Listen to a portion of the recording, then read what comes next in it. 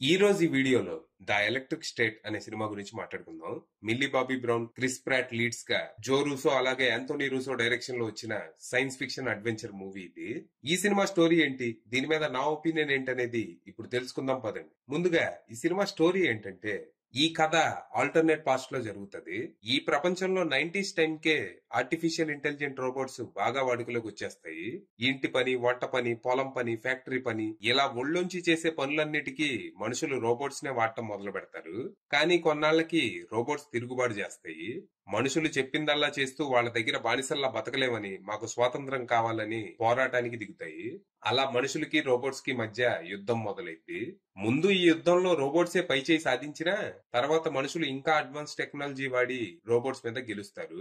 యుద్ధం తర్వాత ఓడిపోయిన రోబోట్స్ అన్నిటిని ఒక ఎడారిలో పడేసి దాని చుట్టూ ఒక పెద్ద గోడ కట్టి భూమి మీద మనుషులు ఉన్నంత వరకు రోబోట్స్ ఈ గోడ దాటి రాకూడదని రూల్ పెడతారు. ఈ ప్లేస్ కి ఎక్స్క్లూజన్ జోన్ అని పేరు పెడతారు. మనుషులు ఎవరైనా ఈ రోబోట్స్ ని కాంటాక్ట్ అయినా, ఎక్స్క్లూజన్ జోన్ లోకి ఎంటర్ అయినా కఠిన శిక్షలు పడేలా చట్టాలు కూడా తీసుకొస్తారు. అలా మనుషులు, రోబోట్స్ సపరేట్ గా బతకడం మొదలు పెడతారు. ఇక ప్రస్తుతం మన హీరోయిన్ మిషెల్ ఫాస్టర్ కేర్ లో ఉంటూ హై స్కూల్ కంప్లీట్ చేసే పనిలో ఉంటది. కొన్నాళ్ల క్రితం తన ఫ్యామిలీ అంతా ఒక యాక్సిడెంట్ లో చనిపోతారు. అప్పటి నుంచి తను ఫాస్టర్ కేర్ లోనే ఉంటది.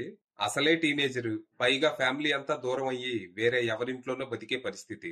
దాంతో మన మిషెల్ కి ఎందుకు బతుకుతున్నానా అని చిరాకు వస్తది. ఈ టైంలో ఓ రోజు కాస్మో అనే ఒక రోబోట్ మన మిషెల్ ని వెతుక్కుంటూ వస్తది. ఆ రోబోట్ ని పంపింది ఎవరో కాదు, చనిపోయాడు అనుకున్న మిషెల్ తమ్ముడు క్రిస్టోఫర్. నేను ఇంకా బతికే ఉన్నాను, కానీ ఎవరో ఎక్కడో నన్ను బంధించి ఉంచారు, నన్ను కాపాడు, నా కోసం రా అక్క అని తను ఈ రోబోట్ ని పంపుతాడు. దాంతో తన తమ్ముడిని కాపాడుకోవడానికి మిషెల్ రంగంలోకి దిగుతుంది. ఈ రెస్క్యూ మిషన్ లో తనకి తోడుగా కీట్స్ అనే వ్యక్తి వస్తాడు. మరి తర్వాత ఏం జరిగింది? అందరికీ క్రిస్టఫర్ చనిపోయాడు అని చెప్పి తనని ఎందుకు దాచిపెట్టారు? దీని వెనక ఎవరున్నారు? వాళ్ళకి క్రిస్టఫర్ నుంచి ఏం కావాలి? అసలు కిడ్నాప్ అయిన క్రిస్టఫర్ తనని కాపాడమని వాళ్ళ అక్క దగ్గరికి రోబోట్ ని ఎలా పంపాడు? నిజంగా కాస్మోని కంట్రోల్ చేస్తుంది క్రిస్టఫరేనా? ఇంతకీ ఈ కీట్స్ అనే వ్యక్తి ఎవరు? తనెందుకు మిషెల్ కి సాయపడుతున్నాడు?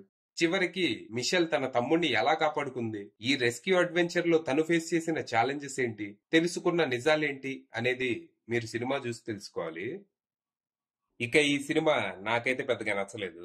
విజువల్ గా అయితే సినిమా చూడటానికి చాలా బాగుంది. రోబోట్స్ అన్ని చాలా రియలిస్టిక్ గా, సీమ్లెస్ గా కనిపించాయి స్క్రీన్ మీద. కానీ విజువల్స్ బాగుండే ఏం లాభం, సినిమాలో అసలు సోలే లేనప్పుడు. డెడ్ బాడీకి ఎంత డెకరేషన్ చేసినా అది డెడ్ బాడీ.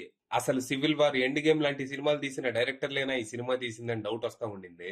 సినిమా కాన్సెప్ట్ వరకు బానే ఉంది, కానీ terrible screenplay, poor dialogues, unlikable characters తో సినిమా చాలా బోర్ కొట్టించింది.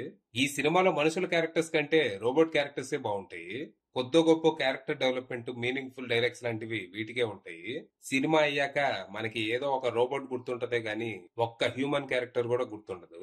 ఇక మన మెయిన్ లీడ్స్ అయిన మిల్లీ, క్రిస్ ల క్యారెక్టర్స్ అయితే సినిమా అంతా సర్ఫేస్ లెవెల్లోనే ఉంటాయి. దాంతో మనం ఏ దశలో కూడా వీళ్ళకి కనెక్ట్ కాము. మనం రూట్ చేయాల్సిన క్యారెక్టర్స్ అంతంత మాత్రంగా ఉన్నప్పుడు ఇంకా అడ్వెంచర్ లో మజా ఏం వస్తుంది? ఇక ఈ సినిమాలో అతిపెద్ద మిస్టరీ అయిన క్రిస్టోఫర్ కిడ్నాపింగ్ కి వీళ్ళు ఇచ్చిన ఎక్స్ప్లెనేషన్ గానీ, రీజన్ గానీ చాలా సిల్లీగా ఉంది.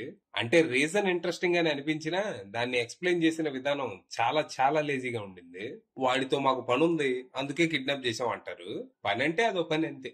ఓవరాల్ గా సినిమా కాన్సెప్ట్ బాగుంటాం, ప్రొడక్షన్ వాల్యూస్ చాలా రిచ్ గా ఉంటాం, విజువల్ ఎఫెక్ట్స్ సీమ్లెస్ గా అనిపించడం లాంటివి ప్లస్ పాయింట్స్ కాగా, screen play, dialogues, direction, performance లాంటివి నీరసం తెప్పిస్తూ నిరుత్సాహపరచడం మైనస్లుగా మారాయి.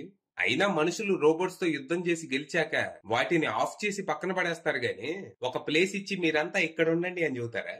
ఫైనల్ గా చెప్పేది ఏంటంటే, అసలు ఎలాంటి ఎక్స్పెక్టేషన్స్ పెట్టుకోకుండా కేవలం టైం పాస్ కోసం ఈ సినిమా చూస్తే ఓకే అనిపించే అవకాశం ఉంది.